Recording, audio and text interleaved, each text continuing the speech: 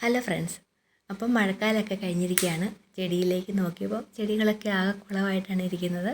അപ്പം ഈ സൺഡേ ചെടികൾക്ക് വേണ്ടി മാറ്റി വെക്കാൻ തീരുമാനിച്ചു. ഇത് മുഴുവനും ക്ലീൻ ചെയ്തിട്ട് ഓരോ ചെടികൾ, ഇപ്പം വെയിൽ വേണ്ട ചെടികൾ, വെയിലും വെള്ളവും വേണ്ട ചെടികൾ, അതുപോലെ തണലും വെള്ളവും വേണ്ട ചെടികൾ, വെയിലും വെള്ളം വേണ്ടാത്ത ചെടികൾ, ഇങ്ങനെയൊക്കെ നമുക്കൊന്ന് സെപ്പറേറ്റ് ചെയ്ത് വെക്കാമെന്ന് വിചാരിച്ചു. അപ്പം കുറേ എല്ലാം മാറ്റിയിട്ടുണ്ട്. ഇത് കലാത്തിയാണ്. കലാത്തിയെല്ലാം സെപ്പറേറ്റ് എടുത്തിട്ട് വീടിൻ്റെ വാതിക്കലേക്ക് വെച്ച് തൽക്കാലം. ഇനി നമുക്ക് ഒരു സ്ഥലം കണ്ടുപിടിച്ചിട്ട് അതിലേക്ക് വെക്കാമല്ലോ എന്ന് വിചാരിച്ചു. അതുപോലെ തന്നെ ഇപ്പോൾ ഇങ്ങോട്ട് ഞാൻ സിങ്കോണിയാണ് വെച്ചിരിക്കുന്നത്. കലാത്തിയും സിങ്കോണിയവും വെള്ളം കൂടുതൽ വേണം, പക്ഷേ വെയിലധികം വേണ്ടാത്ത ചെടികളാണ്. അപ്പോൾ രണ്ടുപേരും ഏതെങ്കിലും തണലത്തോട്ട് വെക്കാൻ വേണ്ടിയിട്ടാണ് തീരുമാനിച്ചിരിക്കുന്നത്. പിന്നെ മോൺസ്റ്ററയുടെ ബ്രോക്കൺ ഹാർട്ടാണ് കണ്ടത്. അതും ഇതുപോലെ അധികം വെയിൽ വേണ്ടാത്തതാണ്. പിന്നെ ഇവിടെ വെച്ചിരിക്കുന്നത് സാൻസവേറിയയാണ്. സാൻസവേറിയയ്ക്ക് വെയിലുണ്ടെങ്കിലും ഇല്ലെങ്കിലൊന്നും പ്രശ്നമില്ല. ഡെസേർട്ട് പ്ലാന്റ് ആണ്. പിന്നെ ഇവിടെ വെച്ചിരിക്കുന്നത് ഫിലോഡെൻഡ്രോൺ ആണ്. ഫിലോഡെൻഡ്രോണും കുറച്ച് വെയിലൊക്കെ സഹിക്കുന്ന ഒരു പ്ലാന്റ് ആണ്. പിന്നെ നമ്മുടെ മണി പ്ലാന്റ് ആണ്. ഇതും വെള്ളം നന്നായിട്ട് വേണം, നല്ല വെയിലുണ്ടെങ്കിലും പ്രശ്നമൊന്നുമില്ല. പിന്നെ അവിടെ ഇരിക്കുന്നത് അഗ്ലോണിമയാണ്. അഗ്ലോണിമയുടെ നാടൻ വെറൈറ്റിക്ക് വെയിൽ പ്രശ്നമില്ല, പക്ഷേ അല്ലാത്തതിന് പ്രശ്നമായിരിക്കും. പിന്നെ കുറച്ച് കലേഡിയവും ഉണ്ട്. അപ്പോൾ നമുക്കിതെല്ലാം ഒന്ന് എടുത്ത് വെക്കാം.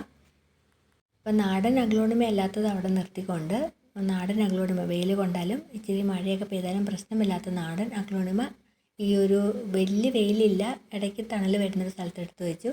പിന്നെ മണി പ്ലാന്റ് കുഴപ്പമില്ലാത്തതുകൊണ്ട് മണി പ്ലാന്റ് നേരെ എടുത്ത് വെച്ചു. അതിനകത്തൊരു സ്ലീപ്പിംഗ് മണി പ്ലാന്റ് ഉണ്ട്. അത് മാത്രം അറിയത്തില്ല, പുതിയതായതുകൊണ്ട്. ബാക്കിയൊക്കെ പൂക്കളുണ്ടാകുന്നതൊക്കെ നല്ല വെയിൽ കിട്ടുന്നത് പോലെ വെച്ചു. പിന്നെ പൂക്കൾക്ക് എപ്പോഴും വെയിൽ വേണം, അപ്പോൾ ആ പൂച്ചെടികളൊക്കെ വെയിലത്താണ് വെക്കേണ്ടത്.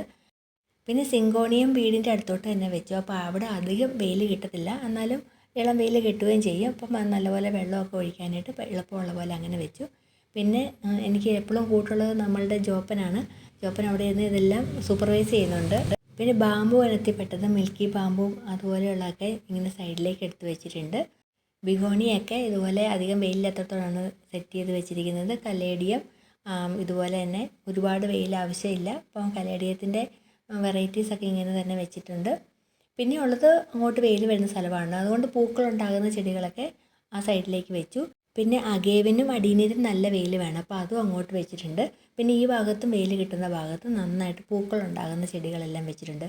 പൂക്കളുണ്ടാകുന്ന ചെടികൾ വെയിലത്ത് തന്നെ വേണം വെക്കാൻ വേണ്ടിയിട്ട്, ഇല്ലെങ്കിൽ പൂക്കൾ വളരെ കുറഞ്ഞു പോകും.